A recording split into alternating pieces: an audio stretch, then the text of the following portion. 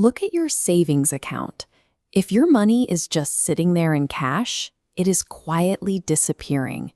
Thanks to inflation, your purchasing power is silently being destroyed every single day. For previous generations, financial survival was mostly handled by employers through guaranteed defined benefit pensions. But since the late 1970s, that safety net has practically vanished, shifting 100% of the risk of retirement onto you. To outpace that silent loss of purchasing power, you have to buy assets that actually grow. But picking individual stocks takes specific knowledge and carries massive risk, which is why the financial industry created the concept of buying a basket containing hundreds of companies at once. But when you try to buy one of these baskets today, you are hit with confusing options.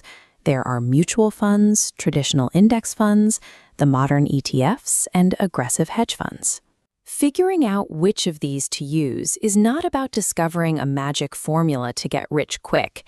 It is about learning how to protect your capital from an industry perfectly designed to sound complicated so they can charge you high fees. Let's start with the traditional basket, the mutual fund. These are actively managed, meaning you pay a Wall Street expert a premium fee, usually around 1 to 2% every single year, to pick stocks, regardless of whether they make you money or lose it.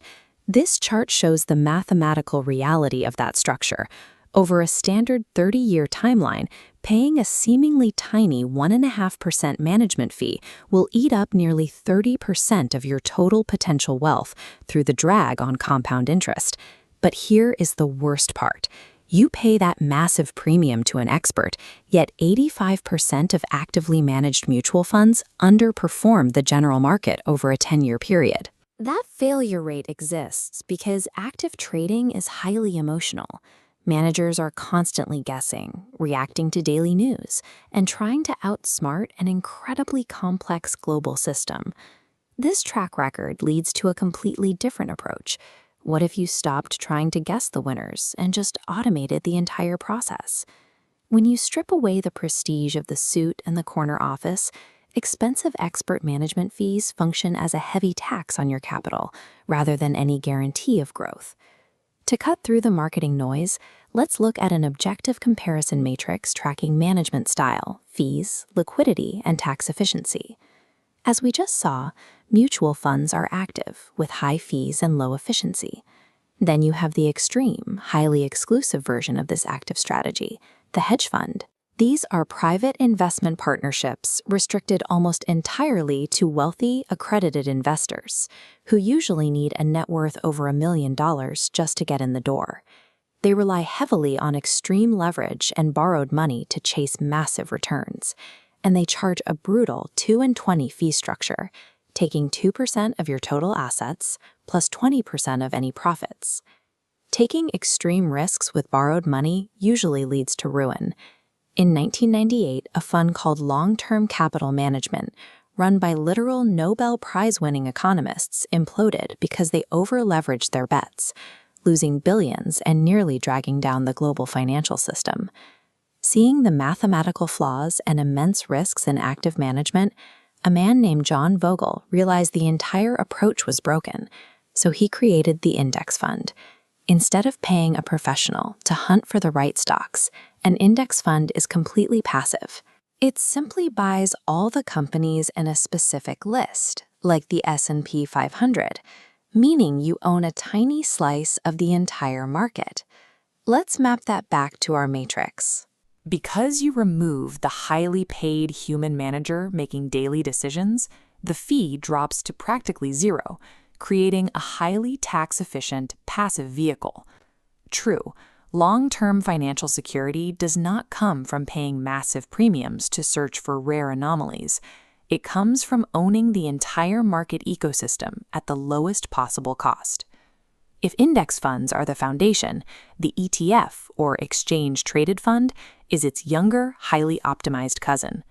While an index fund only prices and trades once a day at the closing bell, an ETF trades exactly like an individual stock.